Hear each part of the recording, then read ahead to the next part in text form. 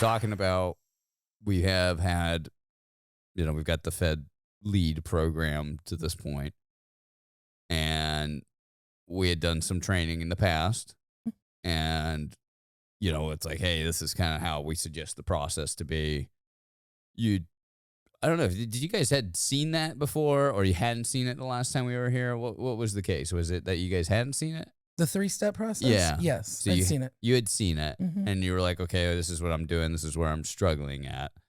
And then we were like, okay, but it's more like a framework. It's not like this is the religious saying. It's like, get the idea of like, this is the idea that we're trying to convey to the prospect, right? John, Right. And that's actually what I took it back at, is that was the dogma, that this is how it was to work, instead of utilizing it as a framework. And it was much more fluid. Yeah. And it was not as compressed. Yeah. As, I took it as what you. What do you mean by compressed? Well, it wasn't a 2-week cycle. Right. Not everybody was going to be 59 and a half. And in that, it had to have been expanded and contracted to account for the prospect. Yeah. The complexity of the problem. Yes. Yeah. It could be longer. It can be Mhm. shorter. Mhm. I do think like what I've seen recently, I've gotten like very short with those. Like I'll go in first appointment. I recognize it's not going to be a big, opportunity. I just run the whole sequence. Done. Whole sequence. All right. Here's all the information I have. This is the best information for your FEGLI coverage. This is the best information. Like this is what you should do about your pension. This is roughly how you could change your pension potentially. Watch out for this. Watch out for that. Make sure you're contributing to your TSP, and let me know if you have any questions going on in the future. See you later. Done. I used to, let's run the benefit analysis anyway, just in case. And I don't know why I did that, but I felt like that was the right thing to do or something like that. I don't know. But it was, did you do any of that at all? What do you do with like a non-qualified appointment right now? How do you get them off the phone? A non-qualified appointment off the phone? They come in, they're sub 59 and a half. They're not contributing to their TSP. They don't need or want life insurance whatsoever. What are you doing? What I'm doing with them is still exploring and finding out what they want. Sure. What they want. What else do they want? I ask that question a lot. What else? Yeah. When I get all the way to the bottom, and if there's nothing that I can do for them, for whatever reason, I go after referrals with them. I make them a referral partner. Referrals. Sure. I make them a referral partner. Yeah. Because I'm still giving them a whole bunch of value, a whole bunch of information on their benefits. Even if there isn't anything I can do for them, I still want to give them guiding information. Sure. Right. And sure. turn them into a referral partner. So do I. I just want to do it in one phone call now rather than doing it in multiples. I don't know. Are you doing it in one or two? Or? Multiples. So you come back and really go deep into them. Mm-hmm. Well, and I also think jumping to a discovery call and then compressing it with the other call too is also an approach as well. Explain that. Just not keeping individual 3 calls, and sometimes it even expands into 4, or even longer. Or 5. Well, and this is what I've done with it, because before we got with you guys, like I said earlier, I was on the road. So I had to learn the whole virtual side of things through COVID in 2021. And what I discovered is that I had to break those meetings down into 3 smaller meetings. So let me start from the process. We get the lead. Okay. We now drive them to book on our call appointment calendar. So we do the discovery call with them at their time. Mm-hmm. I understand your process too of calling when the lead comes in, and I love that too. For me, we're getting into a season where I don't have the bandwidth to do it. Yeah. So if we can make that automated and they get on our calendar from a cold lead, great. Do the discovery call. I have a whole process now that I do on discovery call that's different than before. Okay. So it's a framework again, where the first 3, they're doing all the talking. I'm just asking the pertinent questions, but it's not even the 7 questions you're asking. Really? It's way different questions. Okay. Go for it. Well, basically it's like, what made you curious to book this call? What were your concerns? That's kind of the first thing, right? Sure. Find out how they found out about us, and then go into okay, so what do you want? What do you want for your retirement? What are you looking to do right now? Mhm. There's a whole section of questions in there. Desires. Mhm. Yeah. What do they want? What do they want? What do they want? And then the third one where they're talking is, okay, so what stopped you from getting this information at this point? You've been there for 20, 25 years. You've never had a benefit review. Mhm. So why now? Yeah. Make them answer why now. Yeah. A little bit of idea of urgency. hmm Yeah. And then I go into, I understand who they are. I hear them. I've got clients like them. I'm making them feel like they're in the right place. And then I'm getting them into the vibe of the future. So what do you want for your future retirement? And talk to me about your future retirement. And we get that discussion going. Then I do the 1 to 10 test close. Yeah. On a scale of 1 to 10, how committed are you to show up for the meetings for the benefit review to get that information you want? If they're not a 10, then we send them to our master class. That was the pathway. Interesting. So if you're not like, I'm 100% wanting to go. Mhm. Yeah. Not wanting to go retired, wanting just to get the benefit review. Yeah. Yeah. Ready to go get this all planned out for you. Yeah, exactly. And the So- benefit review is talking about what? Just their benefits, or is it talking about the whole picture of retirement? So this is a brilliant thing that I came up with recently too that we're testing with Sharon. So in the discovery meeting with Sharon, we're on Zoom with the clients. So we're seeing them. They're meeting me face to face. And the next process step is like, okay, if you're 10, you're ready to get this information, then we're going to go ahead and book 3 meetings over the next 3 weeks or over the next 4 weeks based on your schedule. So I make them book 3 Zoom meetings with me over the next 3 weeks because most of the time they have the same day off every week. Yeah, that's so true. we can hit them 3 weeks in a row. Yeah. So then what we're doing now is on the first meeting, we're laying the first foundation. I'm not talking about any of their numbers on the first meeting. I've got their commitment. That is interesting. Got their so you break commitment. it down each section. So the first foundation meeting is really a presentation that I put together breaking down what the foundation is, what the first benefits are, and how it's going to relate to you when we get to the next meeting. So the next meeting is the benefit review. It's all about you. Okay, so FERS first. And so FERS includes what? Just the pension? No, FERS actually, the presentation includes everything from how the FERS system is set up, Okay. pension, social, TSP, Okay. the mindset between the civil service employee and the FERS Love employee. that. Great. Okay. And all this is taken from TSP's website. Oh, yeah. Yeah. I built a whole presentation about, about SIRS to FERS, why it happened. It was one of these presentations I did for one of the unions in the postal world.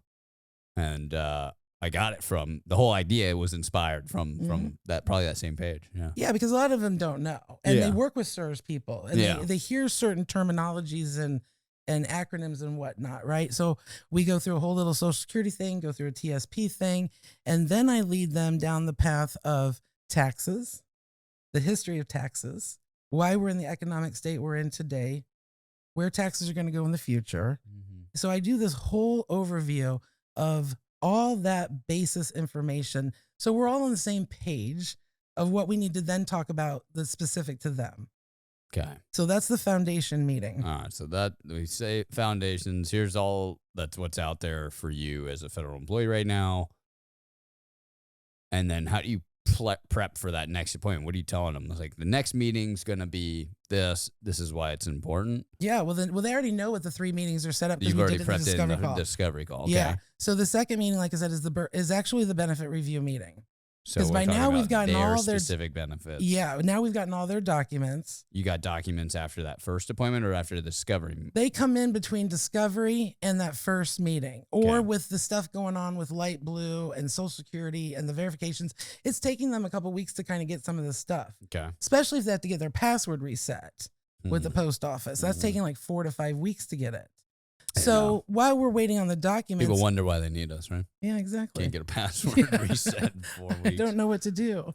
But yeah, so while we're waiting on the documents to come in, I'm setting that foundation, laying the framework so they know exactly what their system entails to them. And I talk to them in that first meeting about why I In the feel discovery or the no, the first FERS. foundation Yeah. between the pension and the Social Security. I'm normalizing that word annuity as well. Sure. Yeah. Normalizing the word annuity. So when we get to the TSP annuity rollover, it should be a slam dunk because that third leg is imperative to their success. Yeah. And that's the one they're most anemic on.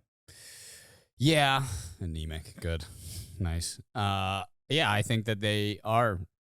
I mean, that is a very interesting approach to spread it out. The third appointment is what? That's the solution. You're bringing You a got it. solution to them. And we're writing apps. Interesting. So I love the idea of, a quick discovery call. How long is the discovery call? No, the discovery calls are a good 30 minutes to 45 minutes. Okay. Not terribly long. No. So you got yourself a discovery call. You get to know them a little bit more, get an idea of urgency. If they're not urgent, see you later. Go play around in this masterclass world. It's like a webinar. For those that are watching that don't know, they've got like a webinar thing that they send them to. They watch that masterclass and eventually get pumped out one day, right? Back into the funnel. So then they come in, they go through this foundational thing where we're going to talk about what you have. And then we talk in the next meeting, you're going to come back at how that applies to you. Like now we've got your report. And I imagine there's like a reference, like, you remember what we were talking about with FERS last time, right? Here's your numbers and here's what it's going to be. And you're pointing out pain points at this about you meeting, right? Is that really the idea? Is the intent behind that to like start drawing out the pain on them? Not so much. It was more really about the education piece because they don't know how any of their monies are calculated, formulated. They half the time don't even know who is even going to pay them in retirement. Sure. So when I show them this leg is from here, this leg is from here, this is on you to do. And a lot of them, will have a concern about life insurance already. So what I do in the discovery meeting is, again, find out what they want. If I can help them. Do you plant seed? Like what I'm trying to figure out is like, where are you planting the seed of disturbing them? Like a little bit of like, this is where your hole is. Do you see the hole? Where would you think that is in that process? It's in the discovery call. Okay, so It's you're in the planning it discovery way call. up front. It's like, okay, so you're telling me you have this concern. That's what brought you here. Okay, I potentially can solve it. Here's my process to finding out about a problem and getting a solution. Is Well, that kind I'm of finding out their problem in that discovery call. Yeah. I'm finding out what their problem, their concern, their frustration, their question. Like some people just have questions that you can answer and good, you can put them in a drip file. Some people have real major issues that they need to solve. Yeah. And so it depends on them. So like, let's say I have a real issue. Let's say I need to generate income. It's more than like, I'm concerned that I won't have enough income for retirement, right? Or I might run out of money in retirement. What do you say to me in that discovery call that makes me want to commit to a 4-week process? Like, what do you say in that instance? It's like, it's like, okay, is it just, okay, we can solve that problem for you. Here's what we need to do. Is that kind of how it goes? Pretty much. Yeah. Yeah. I mean, everybody's going to have a different concern, frustration, economic stand of where I they're at recognize right then that, and yeah. there, right? But if I can figure out where they're at today, where they want to go, and if I can solve that gap and tell them, I can help you solve that problem, do you want my help? Yeah. There's certain ways that I present these questions.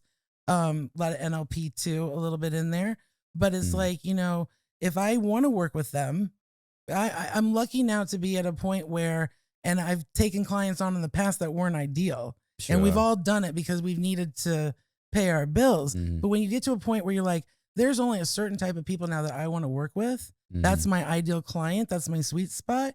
Now you can start to be a little picky choosy. Sure. In who you want to funnel through your cycle, your sales step, right? Yeah.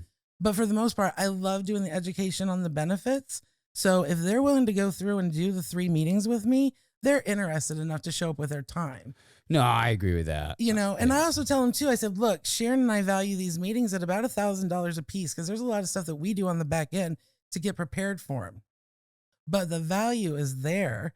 All I Well, need you did a to lot on the front end of studying and getting to know these things, so it's fair enough. true. But I tell them, you're showing up with your time.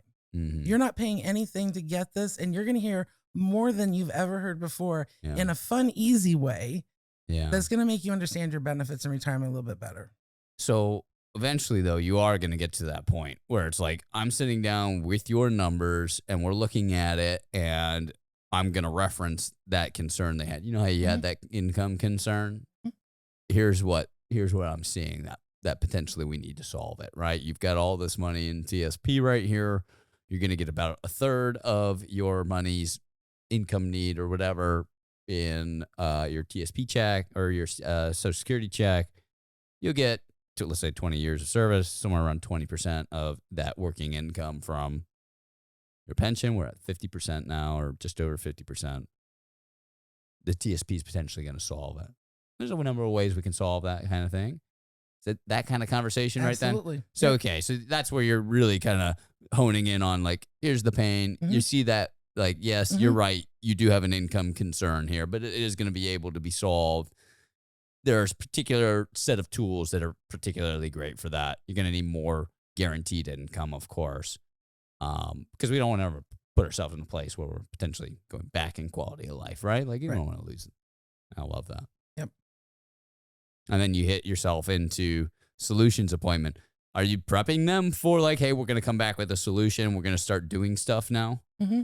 So how does that work? Like, what do you say to them in that last appointment before they come in to see an annuity? Well, and again, they already know the 3-step process in the discovery call. Right. Because I brought an offer deck on the screen and showed them, this is what you're going to get. Okay. And I show them, you're going to get 3 reports from us.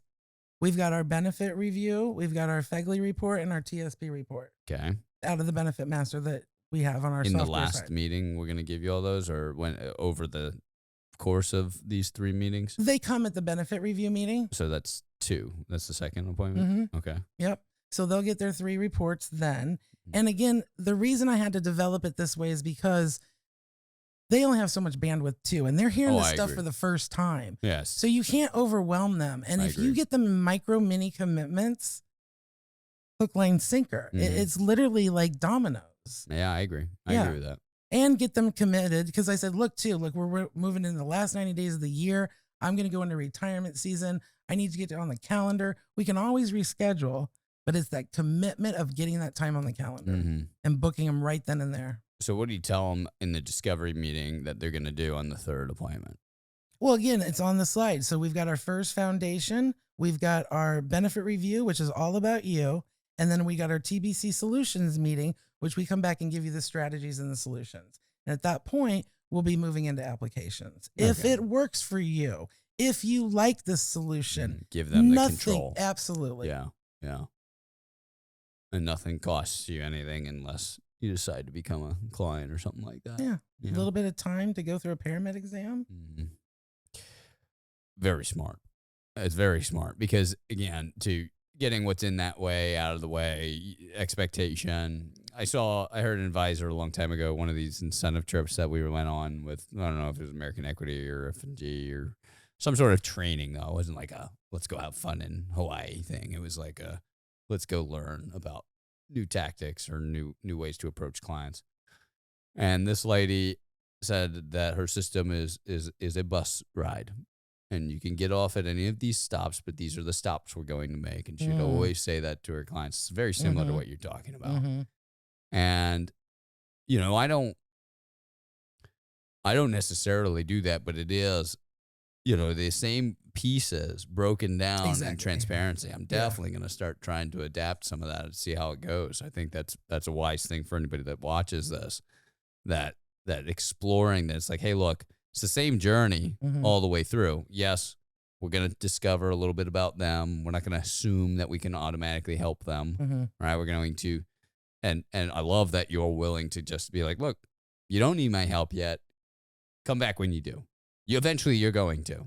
Let me know. Your urgency's not there. Let's not waste each other's time just yet. When you're ready, and this is a top priority for you, all of this.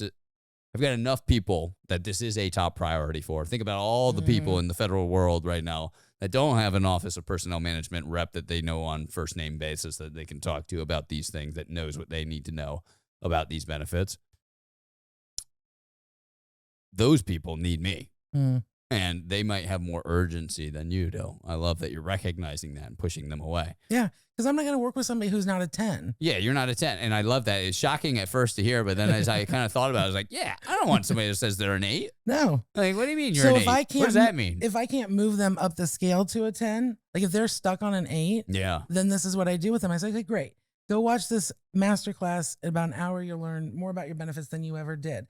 Let's schedule a Zoom right now. And that'll just disturb and disrupt them just enough to get them Let's to 10. schedule a Zoom right now, and you're going to give me a date of when you're going to watch the masterclass by. We're going to schedule the Zoom. If they balk on scheduling the Zoom, then they're dead in the water to me. If they book the Zoom and they come back after the masterclass. Do you ever like retarget the people that watch the masterclass and see if you can get them on the calendar? Yeah. So what we do now is we have a 90-day drip campaign. Yeah. And so we've got people in a sequence that every 90 days, hey, Joe, do you still need help with your federal benefits? Melinda. That's it. Mm-hmm. It's and we so also have easy. a blog campaign. We have a newsletter. We shoot out video content, and we'll keep them engaged because keeping them top of mind. Because a lot of it also is timeliness in some, Oh, I agree with that. especially within the postal realm. What you end up with is just one more bad day, one more supervisor, one more postmaster that is going to have to be moved because his district manager is upset with the numbers. Yeah. And you end up going, I'm not going to take it anymore. And then they'll go, wait, who was that person that I got that newsletter from 2 days ago? I'm going to give Melinda a call. I'm going to give, so-and-so a call. I'm going to, so by keeping them engaged, Melinda we just did a newsletter and one person unsubscribed. Well, that's cool because at least they looked at it enough to unsubscribe it. Yeah. Mm-hmm. That doesn't Sometimes I mean, go on furious unsubscribing rants where I'm so fed up. One person makes me angry and I unsubscribe from like 50 different emails. right, but still the content is still there. And I agree. you can also assess a customer, a client, by being able to answer that one question that is just floating around in the employee's mind For years. for years. And if we're able to answer it with nothing more than, the same level of time as where's the bathroom, and dang, that. And to be able to hold yourself out as the brother-in-law who's the attorney that just happens to live in your house, how often would you use them for that information? Right. And of course, we go in the hive concept with our other agents that there's the passing along of information. We use a signal that if they're in a meeting and if a federal employee has a question, they can pop it onto Signal and it goes out to all the other agents and they can get the answer already. Yeah, we may be smart, but we may not be the smartest guy in the room. But hold on, we'll go back to the hive mind and get that answer immediately. And that's what they really want, is to be able to get that answer, quickly. I've always said, you got to have that answer. You got to have a darn good reason why you don't, and I feel like in instances where I have had like a question I feel like I should have known the answer to, maybe just forgot real quick, it's been very nice having like our federal counsel on staff just be like, hey, TSP loans, can they take a withdrawal on top of that? Right? Oh yeah, that's right. Okay, never mind. It works like that. Hey, okay. And get that answer real quick while I'm on the phone with them. Or, I do a quick Google search. You get better and better at finding the right resources to get the right answer online. But either way, very nice process. I particularly like the fact that you're using your time wisely. I think, you've expanded on the process nicely and built it for yourself, which is really the biggest intent. Is like, how do I take this thing, recognize that phone sales are definitely different than, or virtual sales really, are definitely different than in-person sales. There's a lot more to accomplish over this period. And to your testament, right from when we first started doing this, it is one of those things where you've got to be willing to go a little bit longer Mm-hmm.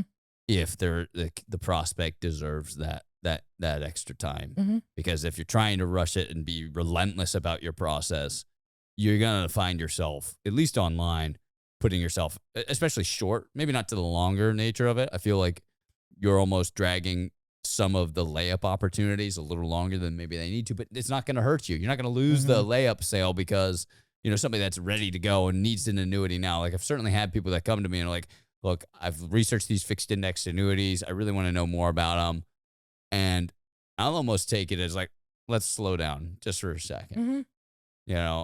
Yeah, fixed index annuity is more, I feel like a lot of people benefit from having a fixed indexed annuity. But I also, I don't want them to be like, I immediately jumped in. Yeah, let's do it. Yeah. Yeah, okay, let's talk about it. Well, I love all kinds of fixed index annuities, and I start going in with that. And then maybe we don't sign the app, but I'm pretty confident after that we're going to write a fixed index annuity in the next appointment. And then I come back in that appointment and they don't show up. I've had that happen before because going in too soon on those like seemingly layup opportunities is like, they're very excited. They're excited afterwards. Like, yeah, I found a guy that knows a lot about fixed index annuities and going to do it. And then they went to the water cooler and the guy goes, dude, you don't want a fixed index annuity. And watch out for that guy. Yeah. He doesn't know anything about you. You didn't, what did you tell him? How could he possibly know if they're right for you? Right. Did you know it's going to do this? Did he talk about that? No, and no, because I was too quick to jump on it. Whereas the layup sales, sometimes it's their own fault for jumping to a conclusion, and the better doctor is going to run the blood work no matter what before making the diagnosis. Right. So let's run the blood. Yeah, pump the brakes. Yep. Yeah, fixed index annuities can help a lot of people. It's definitely a hot topic. But let's, we have to double check some things before we even consider that sort of thing. Yeah, There'll be a number of things that are better than that. Yeah. Here's our process to make sure we make the right decisions. Exactly. I love that. I think also within that process is ensuring that you take copious notes throughout that entire process, Mm-hmm. and that you also, now we are an adopter of a CRM that even if they were to fall through the cracks, they don't ever really fall through the crack because that record is still always there. Yeah. And even if they do make it through a nurture campaign or through the next nurture or the next 90-day period, that doesn't mean that even after they retired, we've come across, in one of our markets, we come across to where people have retired and they've never done anything with their TSP past retirement, but they've been retired for 5 years and they still have thrift. They don't know what they're going to do with it. And now they're getting ready with the point of the RMDs, blah, blah, blah. And we can go back to those call notes because we've long since cast them off. In my particular case, I just offloaded a lot of prospects to Melinda, and they were just folks that I never did anything with, and she's been able to resurrect them and continue working with them, and that's been great. It's one of those things where it's like you've got an opportunity to work with these people, and it's such a timing oriented thing, right? It's such a timing oriented thing, and you're not doing yourself any service by being relentless to this 3-step process. I don't think that's, and I've read a ton of sales books at this point. I'm sure I've got a million more to read, but in my experience in that is nobody's saying, like, everybody says you got to have a process. Nobody's saying it's got to be a 3-appointment process. And I feel like in our industry, for some reason, I'll talk to a million producers like, well, I work a 2-appointment process. I do this, and if they don't do that, I'm done. And then they wonder, it's like, well, I'm at the 5 million or at the 10 million or at the 12 million mark. And you're wondering, like, maybe Does it have something to do with the fact that you're relentless about this 2-appointment process and you'll never take somebody that might want to consider a few more things to a 3rd or 4th appointment? Mm-hmm. And maybe you're missing opportunities that you're paying for? Because if you're just saying, I'm going to be relentless about 2 appointments, then it's like, oh, well, at a certain point, there's only so many people. There's a certain type of person that will move in 2 appointments. Mm-hmm. And you're going to be in a relentless pursuit of finding those people. And that's going to get costly at a certain point. Might be easy to find initially, but you're going to tap that well dry to a certain point. You're going to have to spend exponentially to find those people after time goes on.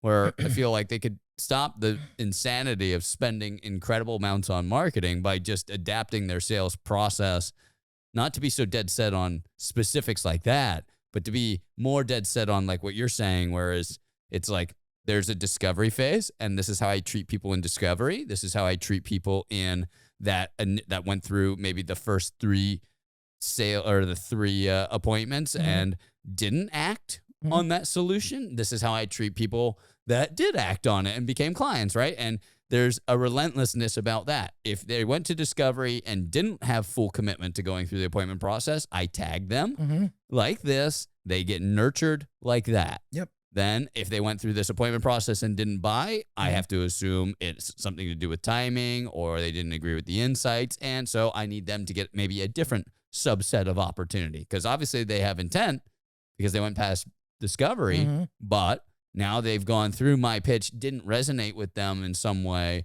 And so they didn't love my solution. How do I get them more information about the solution? So that maybe they could change their opinion on this thing, right? But again, it's really just about giving people what they want at first. If agree. people are coming in and saying, I've got a life insurance problem, they know they've got a problem with Fegley. This happened last week on 2 calls.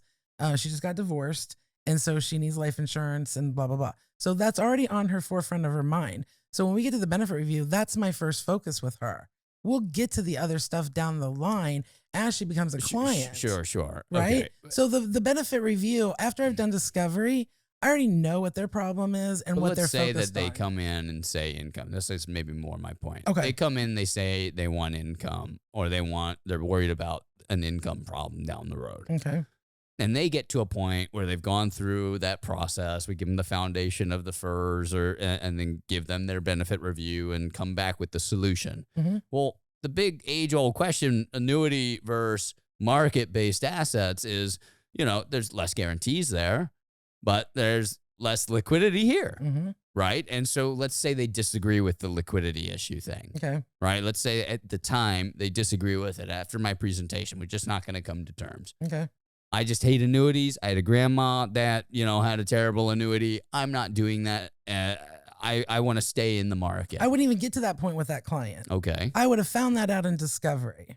So you're talking about fixed indexed annuity at that point. I'm talking about solutions and concepts. I'm not talking products. So at in all. discovery, you actually have a conversation about solution. That was kind of what I was trying to get at before. Was like I was wondering, when are you having that solution conversation of like teasing the idea of like, well, if you're concerned about income, typically that's like an annuity. Right. And that's why the first foundation meeting is so important to show them you are funding 2 annuities right now every 2 weeks and you don't even know it. Sure.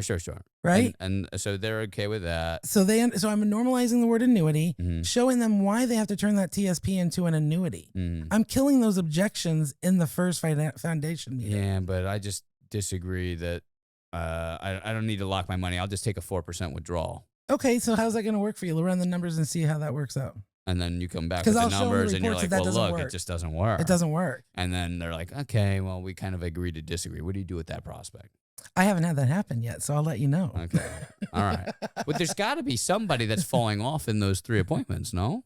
Not yet, because we're just now testing it in the last 3 weeks. All right. Yes. So be prepared that there will be, of course, people that come through discovery that aren't going to be like, yep, the only solution in the world is an annuity, right? Like we have to prepare ourselves as that for salespeople. I've found it very hard to, in first appointments, obviously you want to fight those objections, right? So most people are going to have maybe not an objection of principle, but an objection of, I need to think about it. Mhm. You know, like, okay, that makes sense, but I'm going to need to think about it. I'm not going to sign an app just now after this first or that first time I'm seeing your solution for it. And that person should potentially be nurtured in a different way than, say, the person that just goes straight to an app and becomes a client, right? I Mhm. mean, they're going to have to fall in some sort of nurture capability, create another appointment when they Yeah. come back, right? So Yeah. there's a fifth appointment. There should be potentially, okay, what if that person doesn't show up for that last fifth appointment? What do we do with them? Mhm. Well, They've gone through that whole process already. We don't need to run them back through that whole process. So No. they get in a different nurture campaign. right. Right. They'll So get a maybe reschedule. right. So potentially food for thought, I guess, down the road Right. as you continue down this path of like, I don't know that it's the perfect ideal system where we're like everybody that comes from discovery and books this first appointment is not going to get lost here. They're gonna sign an app. That's too. Well, I That's, will tell you, this year has been really, really good. yeah, And I just put the framework together. I've already been doing it. yeah. I just named it. You're naming it I've now. been doing it. So Yeah. when they're showing up for the micro mini meetings, as I call them, Yeah. they're already knowing me, liking me, trusting me, getting a feel for me, want to work with me. I'm not running into those objections on those later end meetings. Good. And I don't foresee that in the new So naming of it. So okay, then so it is like every single person that goes from discovery to this process, but writes an app. So far, yes. Wow, man. So far, yes. Maybe I can't even think of. There was a guy who got declined on life insurance. Sure. But I mean, yeah, that's that going to doesn't happen. count. That doesn't No, I count. know, but That I'm just doesn't saying, count. like, no, everybody has been Wow. boom, boom, boom. And this is primarily life insurance, or is this Both. annuities? Both. Wow. Yeah, both. Well, it just proves that taking time then, you know, and really spreading it out and being deliberate and getting full commitment all the way through really Because I is, tell them up is that front, big, we're powerful going to go thing. at your pace. You know, Yeah. I'm not here to like rush this or anything. I give them that up front Yeah. too. Yeah. You know, I'm really calm about it. I'm the most calm, centered, composed person on Zoom. Yeah. Yeah. I'm the one that's in control. Okay. You know, so I mean, they are already edified, or I've already been edified in with like working with Sharon. Sure. But in my own source leads, I haven't had that problem. That's so great. And it's Yeah. also the image marketing too that goes hand in hand in between the discovery calls and the benefit reviews and all these other Yeah, things. that's another thing that gets lost over time. It's like people don't communicate between appointments at all. Mhm. You know? Mhm. Yeah. So, you know, we're kind of at odds of how many times do you touch a person, you know, in the long term and in the short term. And sometimes, you know, 2 days, you know, a week, you know, what is the optimal What do you do period? to communicate with the clients? Like, what does that look like between appointments? Well, it's various things because if someone's having trouble getting into a system or something, then they're reaching back out to help me Good, easy touch. Yeah. easy troubleshoot that stuff. Do you ever initiate communication with them in between appointments? Well, after the benefit review, I absolutely do a follow-up email of what we went through. Here's your reports. Here's where our focus is. Okay. And then just reiterate our meeting for, you know, the next solutions meeting. Confirmation text Yeah. prior to that Yeah. next one too. But our reminders go out, you Yeah, know, yeah. we've got that system good and everything. But as far as in between appointments, there hasn't been a lot of communication. They're Yeah. showing up for the appointments. Yeah, that's good. Yeah. That's good. Yeah, we'll end up doing some like I have like a strategic text every time of like double checking a couple things, Mm-hmm. especially particular between that second appointment in the process and the third appointment. For us is like we've gone over their benefit analysis with them in that second appointment. Going into the third appointment, where we're going to come back with, you know, this is kind of where you're at, is, hey, you told me this. I just need to make sure that is the case, right? Mm-hmm. And it gives a nice little pulse check that's like, yeah, Mm-hmm. I'm still here. I'm still on the line. Mm-hmm. Like the same thing of like, you know, can I still feel my bait out there on the fishing line? Just, oh yeah, he's still alive. He's Okay. still out there. Okay, good. Mm-hmm. And then bring them back in. And if they don't respond to that, I go on a heavy campaign of like, hey, I really need this. You know, but I can't move forward with this unless I got this information. Saves us time from like putting the rest of the report together for them. Yeah. But hey, kudos to you guys. This is incredible. This is really good stuff. We're excited. Yeah. The testing for the next 90 days will show a lot of for sure, but it metrics. sounds like it's been working. You know it very well. You know, and that's the whole point. I don't take any offense. I just really liked it. I'm very intrigued in sales processes. I think it's incredible what folks, you know, that really spend some time can build, and it is just, again, it's a huge testament to be, you know, again, that length of time, taking your time in a process, always, it can have enormous results at just easing the mind of like apprehension. When people move fast or too fast, they lose sales. And it feels that way. It feels like that's the new age of selling, is like, you can't be pushy anymore. No. You just can't. And you have to be sincere. You have to be inquisitive. There's no pushing. There's no arguing with prospects. You're not going to, like we were saying before the show, get like a line of questioning like a lawyer and trap them in a corner, you know? Nope. It's really just finding out what they want. What do you want for your retirement, Alex? Yeah. You know? Yeah, sure. What do you want? That's the main question. What do you want? But also, too, like how their pain doesn't align with that want. Right. You know, like you haven't done what you need to do to accomplish that want. Right. You know? And I mean, after the benefit review, the person's either in great shape and they're going with the solutions to get them in a better shape. Yeah. Or we're having to pause and we're having to do a couple other things. Maybe we got some debt we need to clean up. Maybe we have to do a budget to get you back on track.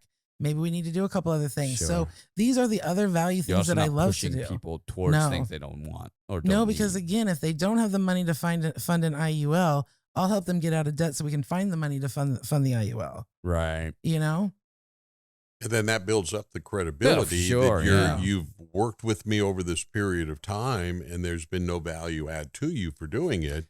It's so like you are a partner for life. You're almost in that world of like, look, I'm not a retirement planner. I'm somebody that helps federal employees retire, right? And so it's like, I'm not by trade just somebody that's going to help people do the plan real quick, do the plan.